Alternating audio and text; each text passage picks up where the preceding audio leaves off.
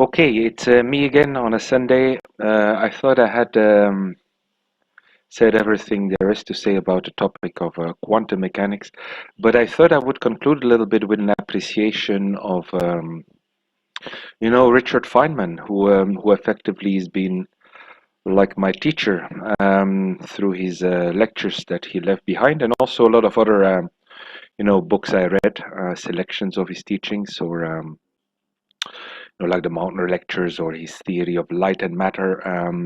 A lot of these books that were written afterwards, like Six Easy Pieces or 10 Not So Easy Pieces, these were taken literally out of his lectures, but, like the theory of light and matter, the strange theory of light and matter, that's clearly something that, was written in the later years of his life and that he didn't reread. I mean, there's passages in there like on the meaning of the fine structure constant, like, oh, this is this God-given number, and we don't know how God pushed his pencil and all that. These are things that clearly Richard Feynman would never have said. So yeah, the appreciation. We have Bill Gates here around the same time.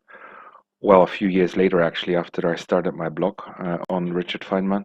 Started it 10 years ago now, 2013.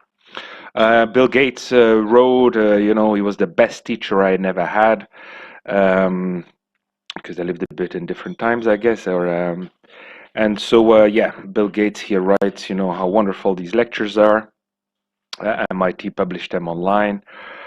And yeah, popularized them by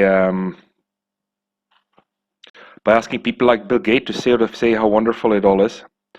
I was more on the side, having gone into much depth into what he wrote, an appreciation of one of his students, who is pretty famous um, physicist, an academic physicist, John McGowan. So he's an authority himself, and sort of his appreciation of these lectures, I would agree more with that. He said Richard Feynman constructed a sort of introductory physics course, introductory between brackets, because it is quite advanced. It's a lot more than just sophomore classes or an undergrad. He says it's suitable for perhaps imaginary extreme physics prodigies like himself, or how he pictured himself as an 18-year-old. It is an open question how well the actual 18-year-old Feynman would have done in the 43-year-old Feynman's physics course. He suggests probably not very well. Like many adults, had Feynman lost touch with what it had been like to be 18. In any case, such extreme physics prodigies make up only a small fraction of the highly qualified undergrad students at Caltech, either in the 1960s or much later, when these lectures have been used for 20, 30 years. The 1980s, an educational system, this is a bit of social criticism then, designed by extreme prodigies for extreme prodigies, often from academic families, extremely wealthy families or unusual backgrounds, rare even amongst most top students, are conventionally defined as a prescription for disaster for the vast majority of students and society at large. I had difficulty and I struggled with it, and finally I did make sense of Feynman's lectures, and I think there's a lot of brilliant stuff in it, but there's also a lot of mysticism. What I deride in my blog is a bit sort of the guru stuff, huh? And that's where maybe I would agree, sort of combining a bit Bill Gates positive comments and then McGowan's rather negative comments is, in the end, when everything is said and done, Professor Dr. John B. Ralston, I bought a book of him also, which, with an interpretation of quantum mechanics, to which I don't subscribe, which I don't find convincing, but I like what he says about his own profession, actually, in his introduction to his own a particular non-mainstream interpretation of quantum physics. Quantum mechanics is the only subject in physics where teachers traditionally present haywire axioms they don't really believe and regularly violate in research. And yeah, I would agree with that. And that's now where I'm gonna just make some notes and thoughts on Feynman's lectures. Maybe on this one in his lecture in the volume 3. Can I move this? Yeah, I can. This is sort of one of these introductory lectures in the third volume on quantum mechanics, where he talks about the identical particles, and in which he develops, you know, this boson-fermion dichotomy, and you know, what is very important in quantum mechanics, the difference between Bose-Einstein statistics and Fermi-Dirac statistics, which boil down, I will show that, but I will not go that. For Bose particles, we need to add amplitudes, and for Fermi particles, we need to have a minus sign. I found this very problematic because as soon as you have like 3 or 4 particles, you know, the plus and the minuses, or when Bose and Fermi particles would interact, how would they interact? And it becomes very, very complicated and actually impossible to solve. So that's a very theoretical distinction, which also leads to you know, our modern world picture. We have bosons and fermions and sort of hadrons in the middle, made up of quarks, and so we have you know, all these theoretical qualities and conservation laws. Then baryon conservation. That replace in particle reactions, you know, the conservation laws that you have in classical physics, charge conservation, energy conservation, conservation of angular and linear momentum. I still think that applies, and that sort of has been my interpretation of quantum physics, based on, you know, the fundamental error that he makes in this lecture is, when you go back to it, he starts basically, which drew immediately my attention, is basically he says, yeah, you know, particles and sort of these wave functions, you know, the big difference and what determines interactions or scattering patterns is, yeah, phase factor difference. And so any amplitude, you could write it as like this, actually, with an arbitrary phase factor that you take out of the wave function. And then should look at my notes again. But to make a long story short, what he basically says, when you have identical particles, when you sort of they encounter scattering and they come out of the scattering process, and we cannot identify, you know, if particle 3 and 4 are the twos that come out of it, and 1 and 2 are the particles that came in of it, and they're identical, then this arbitrary phase factor should be equal, and he throws it through a very ingenious mathematical argument to +1 or -1. And that's where the Bose statistics and the Fermi statistics come from, and where indeed, you know, you need to add or subtract amplitudes. I find it very strange because it actually hides the fact that, you know, +1, you know, these wave functions are complex functions. They have a real and imaginary component, because we're talking about, and this main problem in quantum mechanics is they treat all these particles like theoretical particles without spin, without having any structure. So charged particles are just sort of homogeneous blobs of charge. Where in the models I've developed, and you know, I'm not alone there, this Tito-Bowego interpretation of quantum mechanics, we think of electrons and protons basically as elementary ring currents. And when you think of elementary ring currents, then you end up with an interpretation. First, they have spin; they always have spin.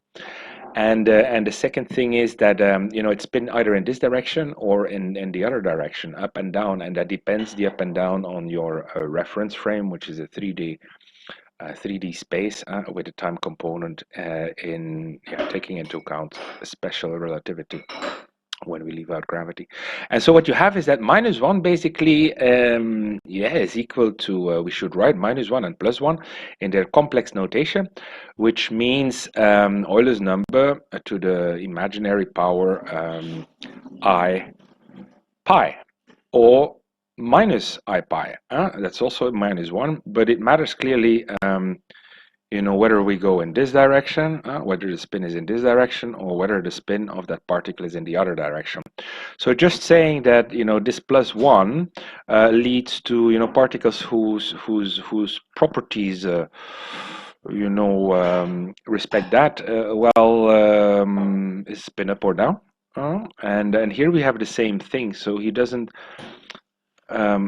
filter, I would say, or distinguish between, you know, it's just indeed these theoretical identical particles, bosons and fermions that come up, and yeah, he makes total abstraction of the concept of spin, and that's where yeah, everything becomes very arbitrary, and that's where you don't go into you know, other chapters of Feynman, which I went through, but you end up like who was it that said of operators are hungry to operate on something. Yeah, it becomes very theoretical, and also what let me go about that. Quantum mechanics is the only subject in physics where teachers traditionally present highway axioms they don't really believe and regularly violate. We've got the same thing where, you know, for instance, in chapter 11, lecture 11, which is a very nice one, combines a lot of topics on two-state spin, the Pauli spin matrices. I think it's brilliantly written, explains what it is, how you combine amplitudes, why they are useful. Brilliant piece on operator logic, etc., etc. But where do I have it here? The polarization states of the photon. So in later chapters then, after he makes this distinction between bosons and fermions, he talks about the polarization states of photons. And I know I should go back in the argument, but so it's kind of funny. There's also a lot of hocus pocus in here, and you know, transformations of base states. Because yeah, once you allow, once you think of spin as a rotation, this is the other abstraction that you have in quantum mechanics. We have these 720-degree symmetries or other weird symmetries. You know, if you think about a rotation within a rotation, then yeah, that's not another surprise. A rotation that has a different frequency, let's say half the frequency of the rotation in which it is rotating, a charge sort of a two-dimensional or three-dimensional rotation. A plane that spins around a certain axis, then yeah, the 720-degree symmetries are nothing special. There are yeah, rotations within rotations. It becomes very complex, of course, to analyze it in terms of vector algebra, but there's nothing mysterious about it. So here in this thing, he goes on, you know, various transformations, which I absolutely think like, okay, what does that represent in 3D space? And then the funny thing in this argument, which is kind of typical, I mean, I should revisit it, it's a long time, is that, you know, at some point in time, again, he plays with a phase factor.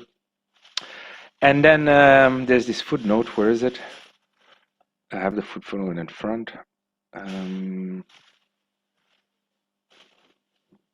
Here, that one.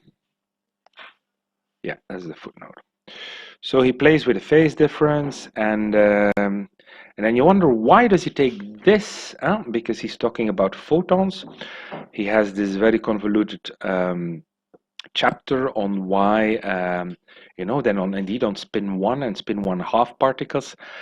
Spin 1 particles can have 3 spin states, a +1, -1, or 0. And but then he says, well, the photon, which is actually in this book, this lectures from 1969, the only, well, there are neutrinos also, he talks about that, but it's actually the only real life example of a boson. And there he immediately says the photon is a spin 1 particle which has, however, no 0 state. You know, when you've read his volume 2 on electromagnetic theory, you know, there's a lot of brilliant chapters there on what a photon actually is, how it interacts with an electron. on linear polarization states, on circular polarization states, and that correspond to real life models. And then this that all contrasts very sharply, where he says the photon is a spin 1 particle which has no zero state.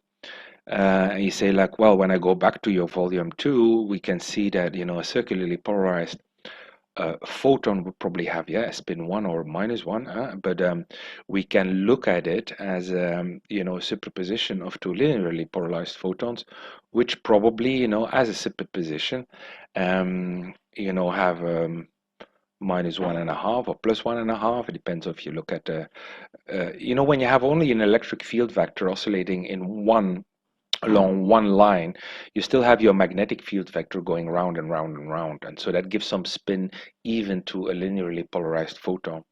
And yeah, it is a lot of reasons to think that, you know, if you think of spin as something real, that this kind of phrases the photon as a spin 1 particle, which has, however, no zero state, would make sense. But then, you know, these linearly polarized photons, probably what is their spin then? It's not spin 1, but it's spin +1.5 or -1.5.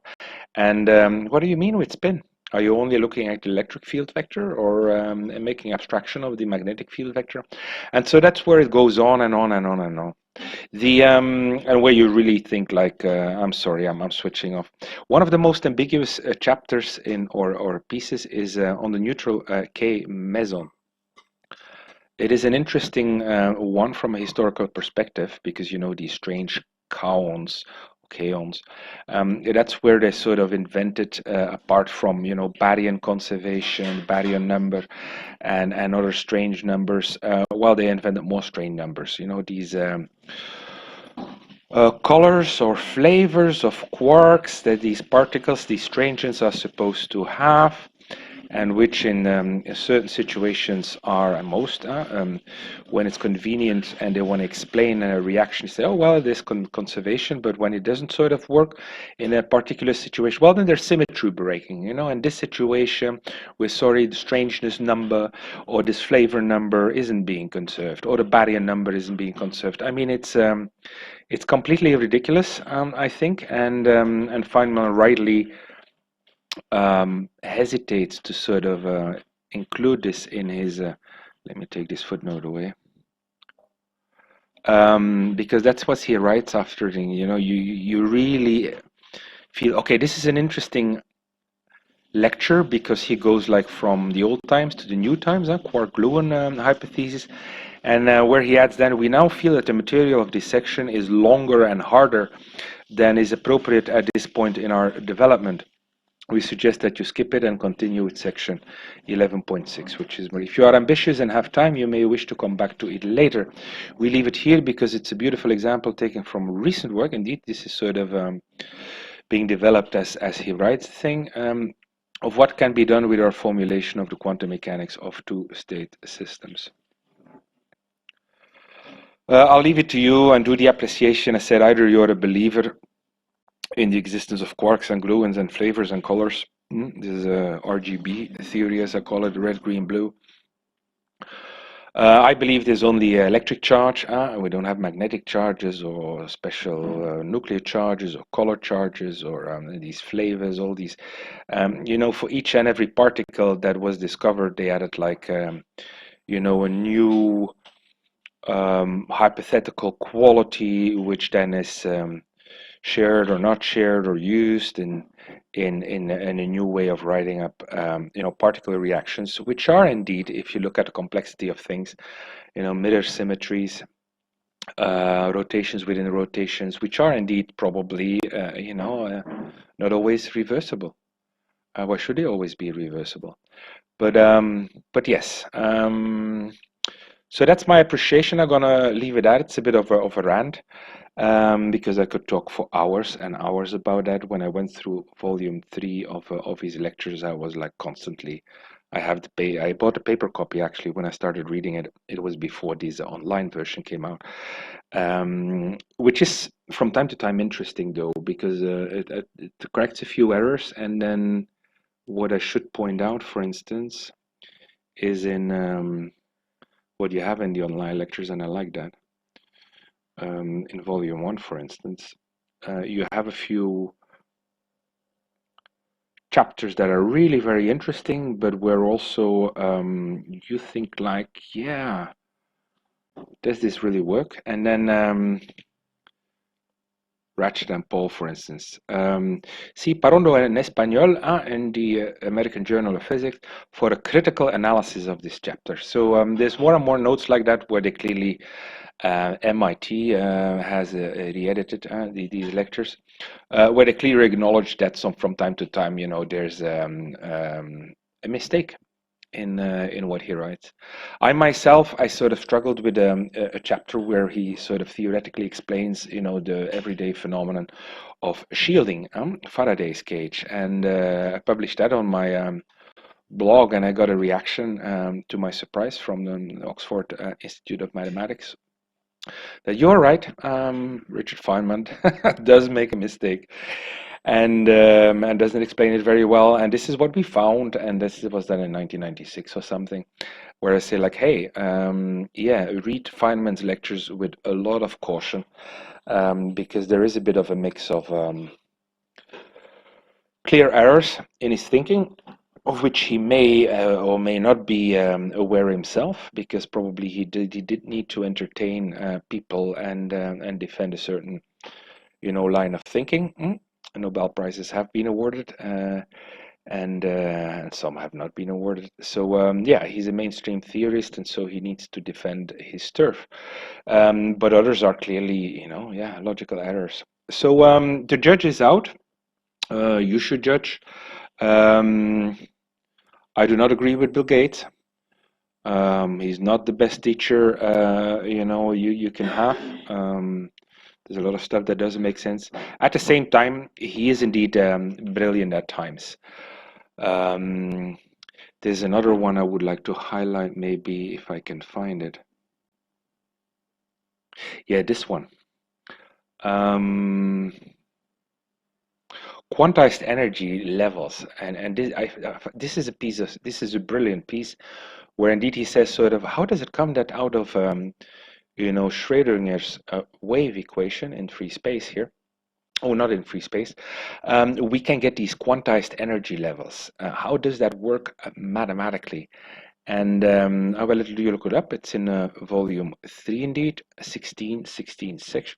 It is wonderful. This is whole derivation, and how potential wells the concept of a potential well do need to lead to minima and maxima that are quantized, and how outside of it there's no analytical solution, because the function shifts wildly up or down, what you see here. Yes, I'm rambling. This doesn't make sense to you probably, but yeah, it makes sense to me. It's just sort of a bit of qualitative appraisal of Feynman lectures as I do read them. Also, do please buy the paper copy. It's nice to write in the the paper copy has actually a large margin in which you can sort of indeed check, write your comments, come back to them, and etc. So as this student material, it is rather great.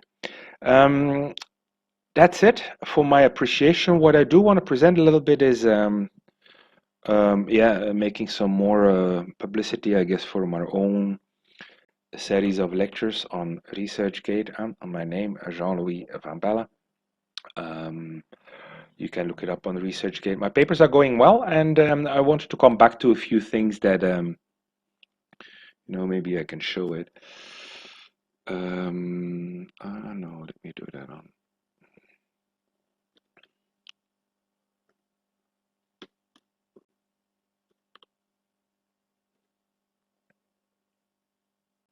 So I sort of jokingly rewrote a number of, my own lectures, I would say, and it's become a series of about 12 lectures with more advanced stuff in between. Where are we? Here. Quantum behavior. It's sort of my own, how I would rewrite, Feynman's first chapters. It doesn't have an awful lot to read, but like about 500. A paraphrasing here, we try to get to maintain the interest because people do switch off. So I reintroduce, a few things. Why, for instance, the interference of an electron as it goes through one slit or two slits isn't as mysterious as as Feynman presents it to be. But yeah, I want to do a bit of a representation of this thing to sort of highlight what I think is a sensible theory.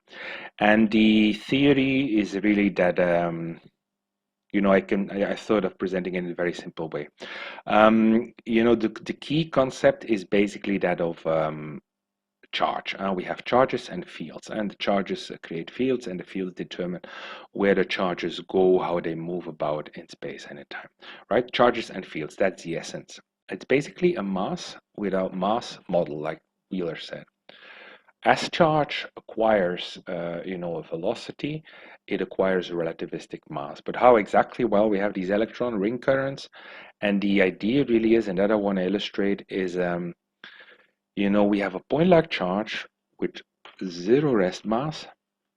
And so a zero rest mass, that means there's only two possibilities.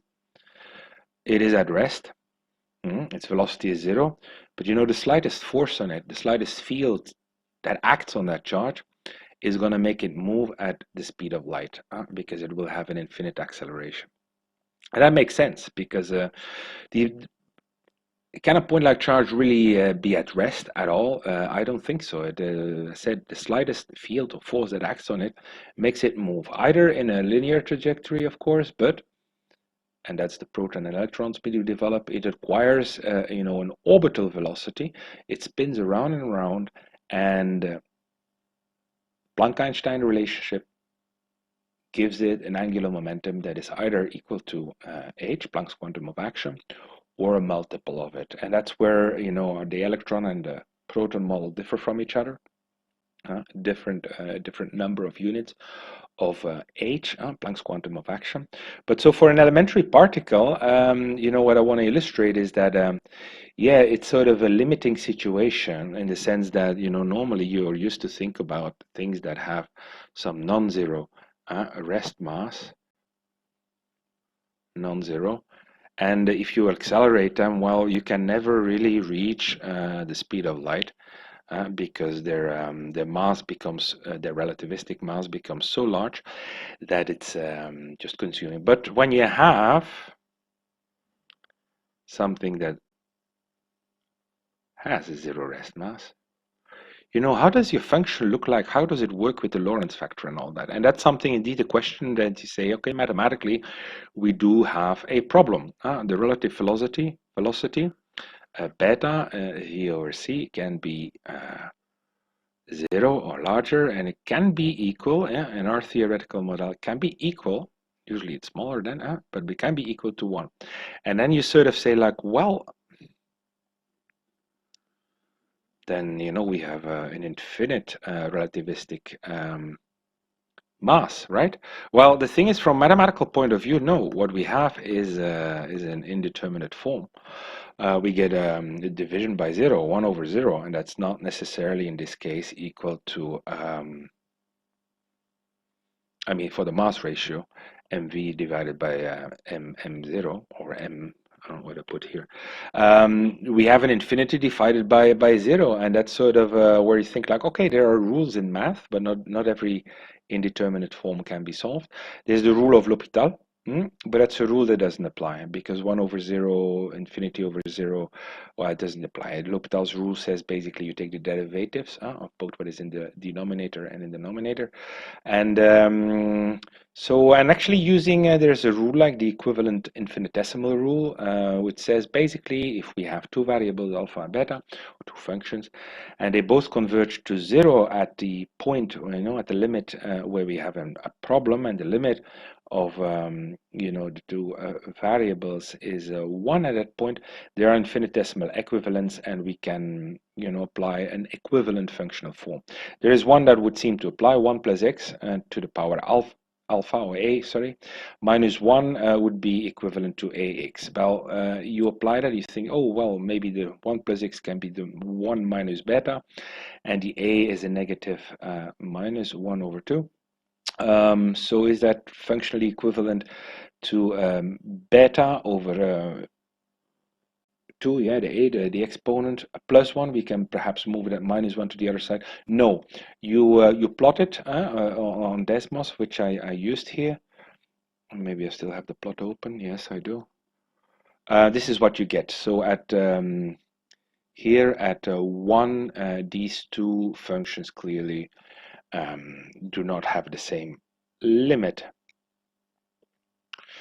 So yeah, I have no problem with that. It's a problem that mathematically probably you cannot prove, but I still feel very comfortable with this. What we have is when we do have a zero rest mass, then either we are here with the velocity is 0, or depending on the structure, the particle, I would say, if we're talking about a proton or a muon electron or an electron or unstable particles are a bit the same. They're matter particles, they contain some charge. Well, they will acquire an effective mass at the point where the charge inside indeed has a velocity 0, and there's the energy equipartition theorem, which also says, okay, these matter particles, stable or unstable, they do generate an electromagnetic field that causes them to keep orbiting around for stable particles. And so I feel strengthened in that hypothesis because you'll say, okay, so you arrive at an effective mass of the charge in motion, which is half of the total mass of the electron and half of the total mass of the proton. And then they differ because, proton is a spherical oscillation and electron is a planar oscillation. And I say yes, and I feel strengthened also. That is where I going to make some positive remarks about Feynman also. Feynman explores questions like that. Like he says, okay, an electron, what is it really? What is it really? And then where does its mass come from?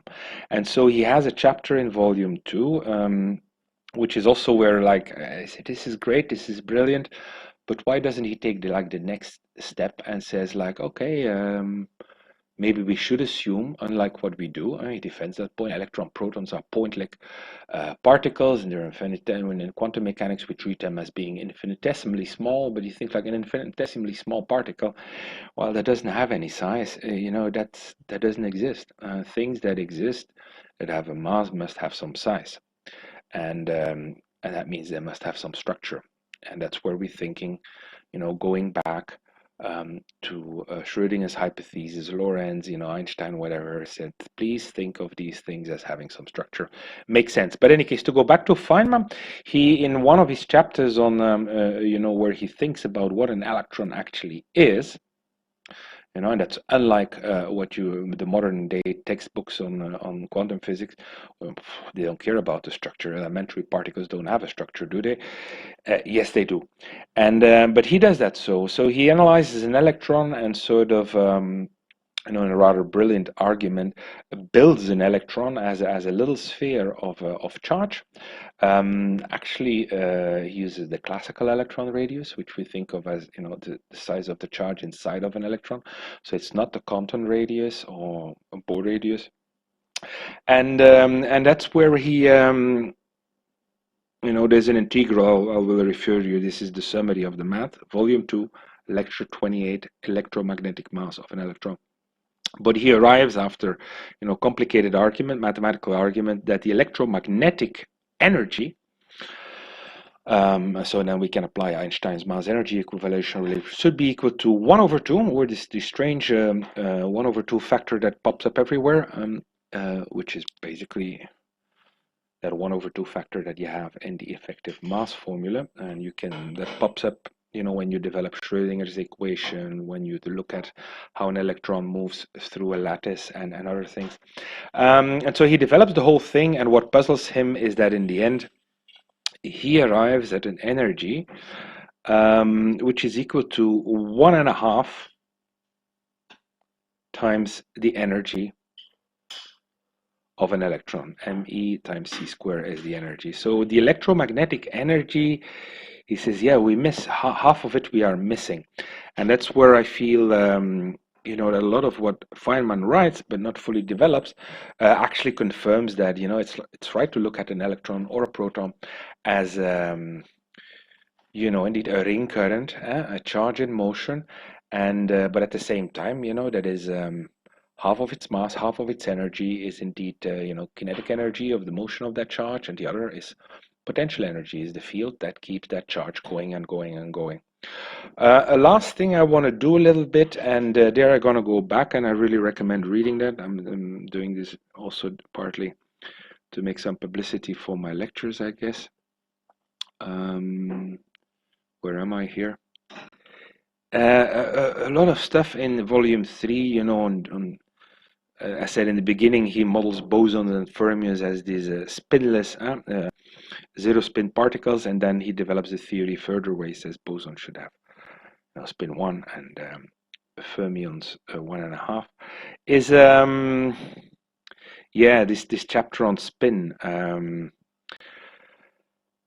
going to be very brief on that. You know, the discussion in quantum mechanics, that's another thing I really don't like about you know, how that thing, how it get mystified, is you know, we need to clearly distinguish between a gyromagnetic ratio. Oops, sorry, I'm trying to move my screen a little bit. If that works, yeah, there we are. What about G factors and spin? I'm here. Okay. First, we need to distinguish between a gyromagnetic ratio, which is a physical concept.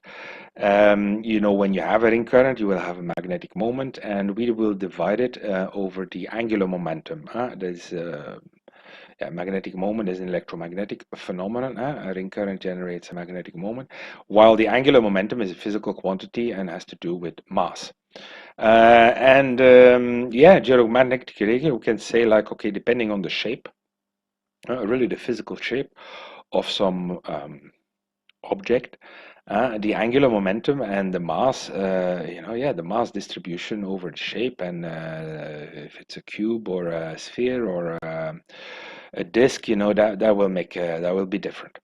And also the ring current can, you know, it's a very spherical ring current, a planar ring current. So we can define a G ratio as this G, and it's defined as the ratio between the mass factor, the magnetic moment, the electromagnetic phenomenon, the charge that you have in that object, and times the angular momentum, which is again related to, you know, mass distribution.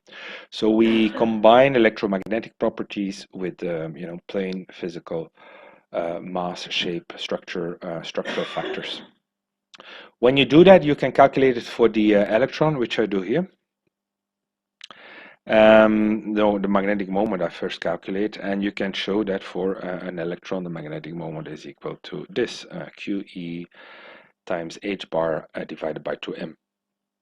How do you do that? Well, it's the current magnetic moment over multiplied by the surface actually of that the ring current covers. So to calculate the current, we have the elementary charge times the frequency with which it circles around, which is, well, we think its velocity is c, and the circumference of the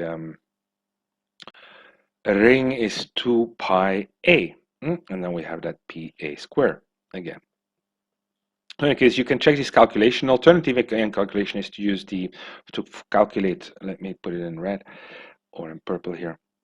To calculate that frequency, we could also say, like, we use the Planck-Einstein relationship, and miraculously, of course, that amounts to the same result. I mean, there's no miracle. All these equations and my electron-proton models, they make sense. So there's various ways of writing them, but they all arrive at the same results, the same calculations for the magnetic moment, which you do not always have in modern day textbooks, where there's various ways of calculation. They don't always agree. For a proton,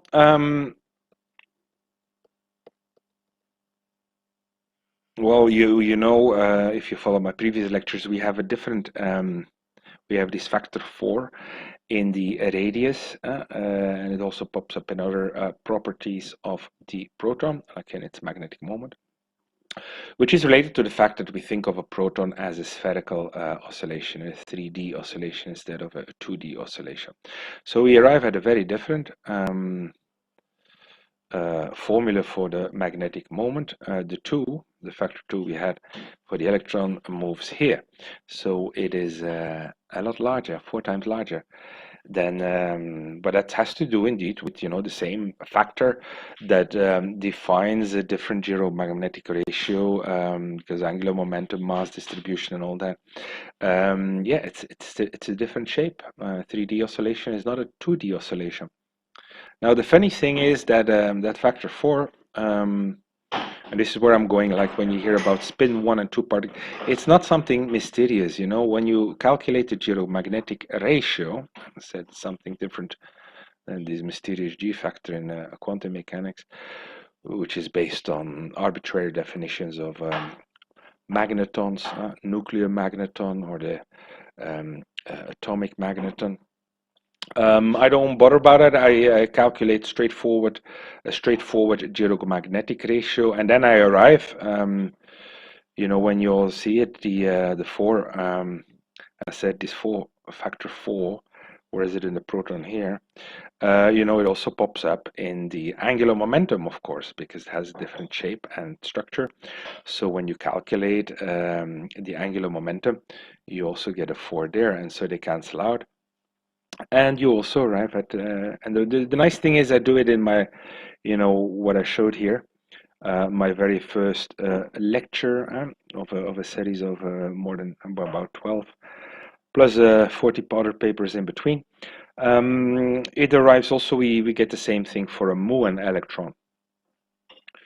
So that should give you a flavor of, where I think that, what I said, Feynman's lectures are genius, are brilliant, and I learned so much from them. But at the same time, I think Feynman is guilty of, mystifying things that should be straightforward, and this is probably why this guy criticizes Feynman. I'm ambiguous. He admits it, Richard Feynman, in his introduction, that he wants to, attract more people to the profession of, academic physics, because a lot of people chose the field of engineering. I said it before in my lecture. I understand why, and I would not recommend to anyone to, to go for it. I might say something else. Actually, is I myself I went for an online course at MIT, and yeah, I dropped out because you ask questions, and I think a lot of the I write it in my also about section. Yeah, a lot is just what Feynman would have called cargo cult science,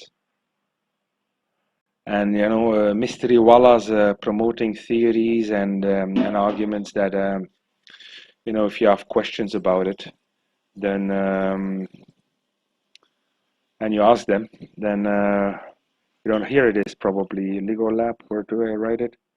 I sort of track myself as I write these things here. No, I don't have it. But yeah, I followed the course, and I honestly dropped out. I said here, maybe that's an interesting one. I don't know if it's going to spin around. Here you see actually a visual representation of an object that spins around in a 700, and that has a 720 degree symmetry. It only returns to its original configuration after spinning a full 720 degrees. You may think of these strange strings to the outside as representing an electromagnetic field in which a particle or a charge might spin and have 2 different frequencies. Think of, I said, I'm not a fan of electron and proton models that think of it as, the charge spinning around in some kind of toroidal shape, because there you do have 2 frequencies, and I don't think it these two frequencies need to be explained.